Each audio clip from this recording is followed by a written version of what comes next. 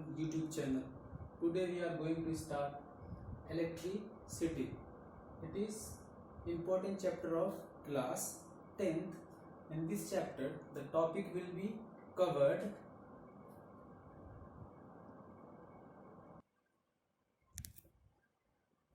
charge, electric potential, electric current, Ohm's law, resistivity, combination of resistors, heating effect of electric current और last topic जो पढ़ेंगे वो है electric. तो इन सारे टॉपिक को हम लोग अच्छे से डिटेल में बच्चों इस चैप्टर में पढ़ेंगे। इन सब टॉपिक को पढ़ने से पहले हम लोग इलेक्ट्रिसिटी का थोड़ा इंट्रोडक्शन ले लेते हैं। इलेक्ट्रिसिटी आखिर है क्या, ठीक है। इलेक्ट्रिसिटी तो हम प्रीवियस क्लास से पढ़ते आए हैं, जो हम 6, 7, 8 में पढ़े थे इलेक्ट्रिसिटी के बारे में। वहाँ पे बताया गया था हमको electricity is a form of energy. ये इलेक्ट्रिसिटी एनर्जी का फॉर्म है जिसको हम लोग अलग अलग एनर्जी के फॉर्म में इजीली कन्वर्ट करते हैं। तो उससे आगे हट के हम लोग पढ़ेंगे कि इलेक्ट्रिसिटी का और दूसरा कॉन्सेप्ट क्या है। तो इलेक्ट्रिसिटी का जो दूसरा कॉन्सेप्ट है वो है इलेक्ट्रिसिटी जो है फिजिक्स का एक ब्रांच है। Electricity is a branch of physics जिसमें हम लोग चार्ज और उसके प्रॉपर्टीज के बारे में पढ़ते हैं। तो पहले इसको लिख लो। तो हम लोग क्या देखें, इलेक्ट्रिसिटी जो है it is a branch of physics which deals with charges. इसके बारे में डील करता है चार्ज और इसकी प्रॉपर्टीज के बारे में। तो स्टूडेंट्स हम लोग को यहाँ से क्या पता चला कि फिजिक्स का वह ब्रांच जिसमें हम लोग मेनली चार्ज और उसके प्रॉपर्टीज के बारे में पढ़ेंगे। फिजिक्स के इसी ब्रांच को हम लोग इलेक्ट्रिसिटी कहते हैं। अब इस इलेक्ट्रिसिटी को हम लोग फर्दर 2 क्लास में डिवाइड करेंगे। एक को बोलेंगे इलेक्ट्रोस्टैटिक्स और दूसरे पार्ट को बोलते हैं इलेक्ट्रोडायनामिक्स। तो उस दोनों पार्ट को भी लिख लो।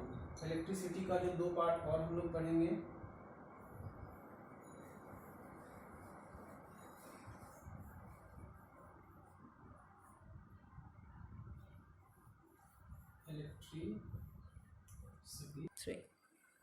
इलेक्ट्रोडायनामिक्स। तो इस इलेक्ट्रिसिटी को हम लोग 2 पार्ट में बांट दिए। पहला जो पार्ट है वो है इलेक्ट्रोस्टैटिक्स और दूसरा पार्ट है इलेक्ट्रोडायनामिक्स। ये नाम से ही क्लियर है, ये इलेक्ट्रो जो आया है ये दोनों में, यानी ये जो इलेक्ट्रो आ रहा है इसका मतलब होता है इलेक्ट्रॉन, और यहाँ पे स्टैटिक्स का मतलब होता है एनीथिंग एट रेस्ट, और डायनामिक का मतलब होता है कोई भी चीज जो मोशन में हो।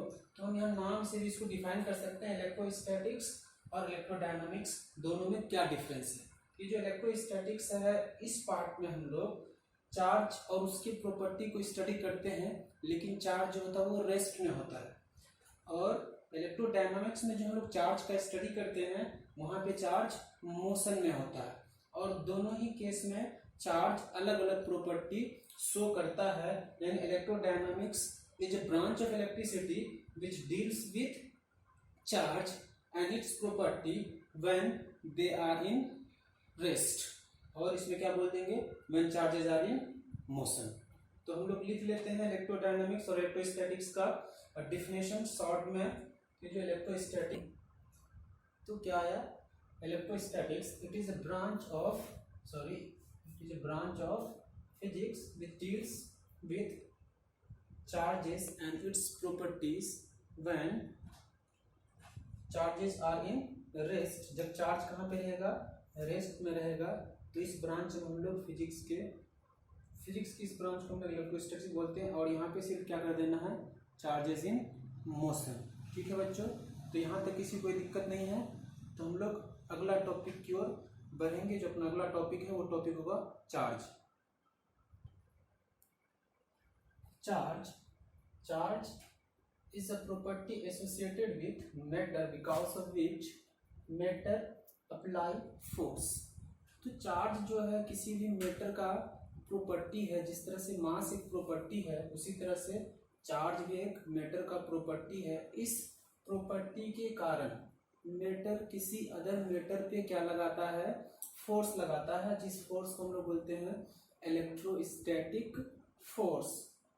ठीक है, आगे क्लास में अगर हम लोग जाएंगे तो वहाँ पे क्या बोलेंगे, ये चार्ज है जिसके कारण मैटर मैग्नेटिक और इलेक्ट्रिक इफेक्ट शो करता है। कौन कौन सा इफेक्ट शो करता है, मैग्नेटिक और इलेक्ट्रिक इफेक्ट शो करता है, जिसके कारण एक ऑब्जेक्ट दूसरे ऑब्जेक्ट पे फोर्स लगाता है। एग्जांपल के लिए जब हम पेंसिल को अपने हेयर से रब करते हैं और छोटे छोटे कागज के टुकड़ों के पास ले जाते हैं, वो कागज का टुकड़ा उस पर आके चिपक जाता। क्यों? क्योंकि इस चार्ज के कारण उस पेंसिल में एक फोर्स डेवलप होता है, जिस फोर्स का नाम क्या बताया, इलेक्ट्रोस्टैटिक फोर्स। ठीक है, ये जो चार्ज है, चार्ज किसी भी मैटर का इनहेरिटेड प्रॉपर्टी है।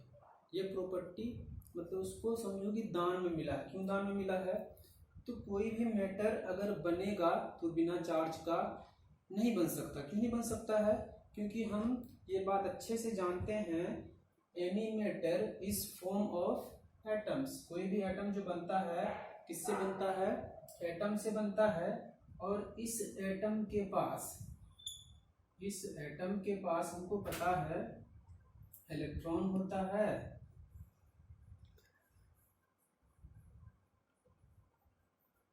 फिर इसके पास प्रोटॉन भी होता है और न्यूट्रॉन भी होता है।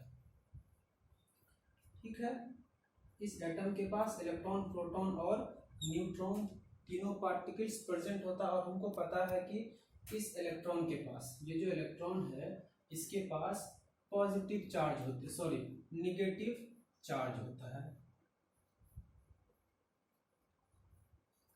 और इस वाले प्रोटॉन के पास होता है, इसके पास पॉजिटिव चार्ज होता है। इसका मतलब ये हुआ कि जब मैटर का फॉर्मेशन हुआ तो मैटर अपने साथ, जो इसका फॉर्मेशन हुआ, इस मैटर का फॉर्मेशन हुआ एटम से। और ये एटम तीन सब पार्टिकल से मिलकर बना है, इलेक्ट्रॉन, प्रोटॉन और न्यूट्रॉन से। जब ये तीन सब पार्टिकल अपने साथ आएगा तो वो चार्ज लेके आएगा। यानी जब मैटर बना तो उसके पास इस इलेक्ट्रॉन प्रोटॉन के कारण क्या आ गया? चार्ज आ गया, पॉजिटिव चार्ज और नेगेटिव चार्ज। इसलिए हम लोग शॉर्ट में कह सकते हैं कि जो चार्ज है ये किसी भी मैटर का इनहेरिटेड प्रॉपर्टी है, कैरेक्टरिस्टिक प्रॉपर्टी है। इसको फॉर्मेशन के समय ही मिला है। अब हम लोग दूसरी बात यहाँ से यह कह सकते हैं, अगर कोई पार्टिकल पे हम चार्ज अगर भेज रहे हैं तो सबसे छोटा चार्ज कितना भेज सकते हैं? एक इलेक्ट्रॉन को भेज सकते हैं या एक प्रोटॉन को भेज सकते हैं। जो किसी दूसरे मैटर पे हम सबसे छोटा चार्ज भेजेंगे तो स्मॉलेस्ट चार्ज अगर भेजेंगे, वो स्मॉलेस्ट चार्ज कौन सा हो सकता है? तो स्मॉलेस्ट पॉजिटिव चार्ज जो होगा वो क्या हो सकता है? क्योंकि जो सबसे छोटा सब एटॉमिक पार्टिकल है, ये तीन है, इलेक्ट्रॉन है, प्रोटॉन है और न्यूट्रॉन है। प्रोटॉन के पास तो कोई चार्ज नहीं है। अगर पॉजिटिव चार्ज की बात करें तो हमारे पास कौन आ जाएगा? प्रोटॉन। इस प्रोटॉन को जनरली हम लोग P से रिप्रेजेंट करेंगे। और सबसे छोटा नेगेटिव चार्ज किसी पार्टिकल में अगर हम देंगे तो क्या देंगे? एक इलेक्ट्रॉन देंगे। ठीक है बच्चों, यहाँ तक आ गया समझ में। अब हम समझते हैं हम लोग क्या जाने यहाँ से, तो सबसे छोटा चार्ज जो है वो या तो इलेक्ट्रॉन के पास होगा या प्रोटॉन के पास होगा। अगर सबसे छोटा पॉजिटिव चार्ज की बात करेंगे तो प्रोटॉन, और सबसे छोटा नेगेटिव चार्ज की बात करेंगे तो इलेक्ट्रॉन। यहाँ से हम लोग एक चीज और जान लेते हैं। क्या जाने हम लोग? ये जो हमारे पास प्रोटॉन है, प्रोटॉन के पास कोई चार्ज नहीं है, इलेक्ट्रॉन के पास चार्ज और न्यूट्रॉन के पास चार्ज। यानी इलेक्ट्रॉन है, अगर ये इलेक्ट्रॉन है तो इस इलेक्ट्रॉन का कुछ ना कुछ मास होगा, कुछ ना कुछ क्या होगा? मास होगा। प्रोटॉन है, इसका भी मास होता है, हम लोग पढ़े हैं। इसका मतलब क्या है कि जहाँ पे चार्ज है वहाँ पे मास का होना क्या है? नेसेसरी है। इट मीन्स हम लोग कह सकते हैं कि बिना मास के चार्ज एग्जिस्ट नहीं कर सकता है, लेकिन बिना चार्ज के मास एग्जिस्ट कर सकता है। एग्जाम्पल के लिए न्यूट्रॉन के पास तो मास है लेकिन इसके पास चार्ज नहीं है। तो ये हमारा छोटा सा कैलकुलेशन था, लिख लेना। मास जो है वो चार्ज के बिना भी एग्जिस्ट कर सकता है, लेकिन चार्ज बिना मास के एग्जिस्ट नहीं कर सकता है। जहाँ पे चार्ज होगा वहाँ पे क्या होगा, मास होगा। लेकिन इस वाले केस में न्यूट्रॉन जो है इसके पास मास तो है लेकिन इसके पास चार्ज नहीं है। अब हम लोग देखेंगे ये चार्ज कितने टाइप के होते हैं। तो टू टाइप्स ऑफ चार्ज। ये चार्ज दो टाइप का है। एक पहला जो हम लोग जानते हैं, पहले चार्ज को बोलते हैं पॉजिटिव चार्ज, और दूसरा जो चार्ज है वो है नेगेटिव चार्ज। और हम लोग को पता है पॉजिटिव चार्ज और नेगेटिव चार्ज, ये बस नाम रख दिया क्योंकि दोनों का प्रॉपर्टी एक दूसरे से अपोजिट है, इसलिए दोनों का नाम, एक का पॉजिटिव और एक का नेगेटिव नाम रख दिया। और हम लोग यहाँ से थोड़ा सा बात ये भी जान लेते हैं कि इस चार्ज का प्रॉपर्टी क्या क्या है। तो इस चार्ज का अगर हम लोग प्रॉपर्टी देखेंगे तो प्रॉपर्टी क्या, अगर दो पॉजिटिव चार्ज को सामने रखेंगे तो दोनों पॉजिटिव चार्ज में क्या होता है, रिपल्सन होता है। अगर दो नेगेटिव चार्ज को भी रखेंगे तो दोनों नेगेटिव चार्ज में क्या होगा, रिपल्सन होगा।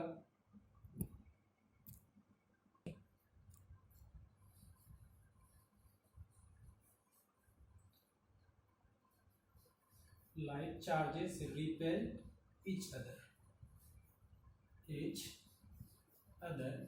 इसका मतलब ये हुआ अगर हमारे पास दो सिमिलर चार्ज यानी दो सेम चार्ज है, दोनों चार्ज को रखेंगे तो दोनों चार्ज एक दूसरे के बीच क्या लगाएगा, फोर्स लगाएगा। क्योंकि हम लोग चार्ज के डिफिनेशन में पढ़ चुके हैं, चार्ज के कारण ही फोर्स डेवलप होता है। सपोज करो हमारे पास यहाँ पे एक पॉजिटिव चार्ज है और यहाँ पे भी एक पॉजिटिव चार्ज है, ठीक है।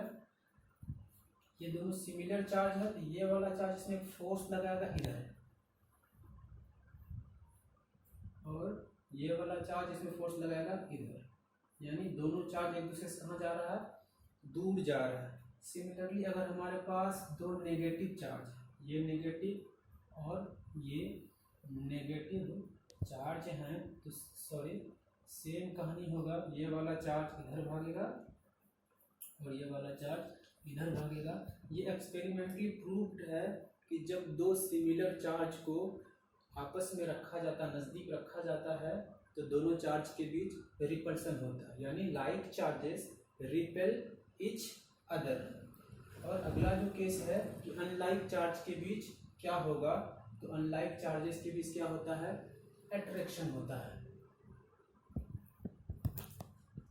Like charges attract each other.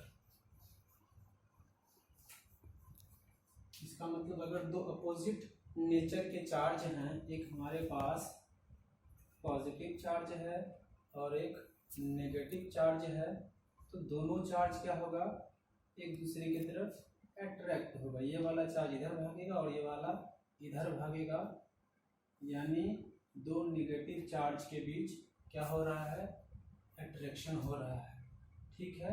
ये था चार्ज की प्रॉपर्टी। अब हम लोग जानेंगे चार्ज के बारे में कुछ और इंफॉर्मेशन, तो उसको लिख लेते हैं। तो सबसे पहले लिख लेते हैं कि चार्ज का यूनिट क्या है। तो चार्ज का जो यूनिट होता है वो होता है कूलम। SI, तो क्या बताया, चार्ज का जो SI यूनिट होता है वो होता है कूलम। और इस चार्ज को जो हम लोग रिप्रेजेंट करते हैं इंग्लिश का लेटर Q से करते हैं। ये Q पॉजिटिव भी हो सकता है और नेगेटिव भी हो सकता है, तो हम लोग दोनों लिख सकते हैं, नेगेटिव भी लिख सकते हैं और पॉजिटिव भी लिख सकते हैं। चार्ज के बारे में एक और बात जान लेते हैं। अगर चार्ज का जो वैल्यू होगा कहीं पे, ये जो हमारे पास Q जो आता है, ये Q इज इक्वल टू होता है Ne, जहाँ पे ये Q है हमारा चार्ज, ये N है नंबर ऑफ इलेक्ट्रॉन्स,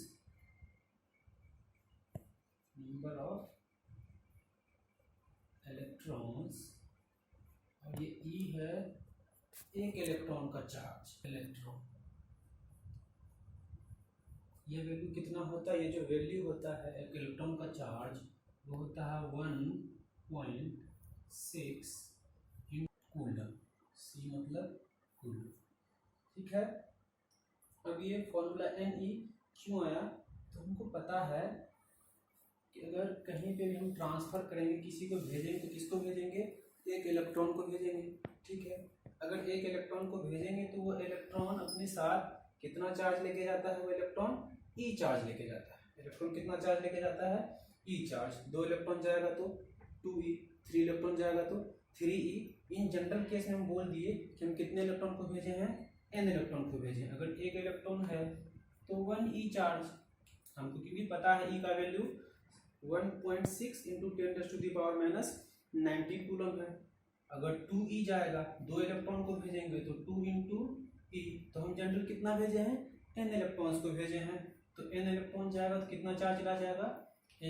तो वही लिखे हैं, Q जो होगा वो क्या होगा, Q is equal to Ne। यानी चार्ज का जो वैल्यू हम लोग निकालेंगे वो हमेशा क्या होगा, मल्टीप्लिकेशन होगा किसका, इलेक्ट्रॉन से। क्योंकि आधा इलेक्ट्रॉन तो कहीं नहीं भेज सकते हैं, भेजेंगे तो इलेक्ट्रॉन जब भी भेजेंगे तो हम लोग इंटीजर्स में भेजेंगे, 1 इलेक्ट्रॉन, 2 इलेक्ट्रॉन, 3 इलेक्ट्रॉन। और जहाँ भी इलेक्ट्रॉन जाएगा तो अपना 1.6 इंटू 10⁻⁻⁹ कूलम चार्ज को लेके ही जाएगा। ठीक है। अब एक क्वेश्चन करते हैं हम लोग इस फॉर्मूला को अप्लाई करने के लिए, फिर ये कन्फ्यूजन हम लोग का दूर हो जाएगा। ऑफ चार्ज यानी 1 कूलम चार्ज है तो उस 1 कूलम चार्ज में कितना इलेक्ट्रॉन होगा। तो जब हम जो फॉर्मूला डिराइव किए थे Q is equal to Ne, उसकी हेल्प से इस क्वेश्चन को सॉल्व करते हैं। तो पहले सब डाटा को हम लोग लिखें। हमारे पास क्या है, E है। E हमको पता है, कितना बताए हैं, 1.6 इंटू 10⁻⁻⁹ कूलम। और हमको ये भी पता है कि Q बराबर कितना दिया हुआ है, ये Q हमको दिया हुआ है 1 कूलम। और हमको n यानी नंबर ऑफ इलेक्ट्रॉन्स निकालना है। तो हमको पता है जो Q होता है अपना, Q is equal to Ne। तो सारे डाटा हम लोग बैठाते हैं, जनरली करके निकालना n है तो n को इधर लेते आते हैं। तो हमारे पास क्या हो जाएगा, n जो होगा e को इधर भेज देते हैं तो हो जाएगा Q बाई E। अब हम लोग सब डाटा लिखते हैं। n is equal to Q मेरा कितना है, 1 कूलम डिवाइड बाई इलेक्ट्रॉन का चार्ज नीचे 1.6 इंटू 10⁻⁻⁹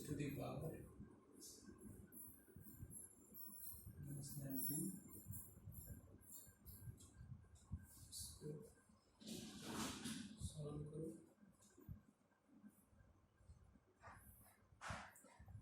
1.6 और ये पावर निगेटिव है, ऊपर जाके पॉजिटिव हो जाएगा।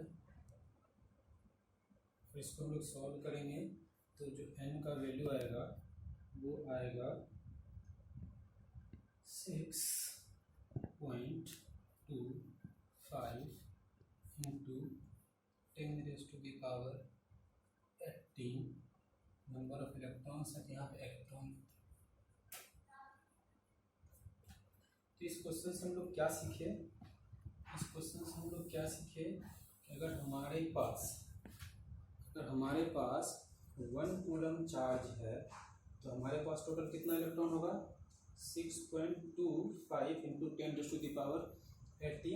इलेक्ट्रॉन्स। तो अब यहाँ से हम लोग 1 कूलम को भी डिफाइन कर सकते हैं, 1 कूलम का आइडिया भी हम लोग ले सकते हैं। यानी अगर हमारे पास कोई बैग है, उस बैग में हम 6.25 इंटू 10⁻⁸ इलेक्ट्रॉन को अगर भर दिए हैं तो उस टोटल चार्ज का सम होगा 1 कूलम। तो 1 कूलम को डिफाइन कर सकते हैं,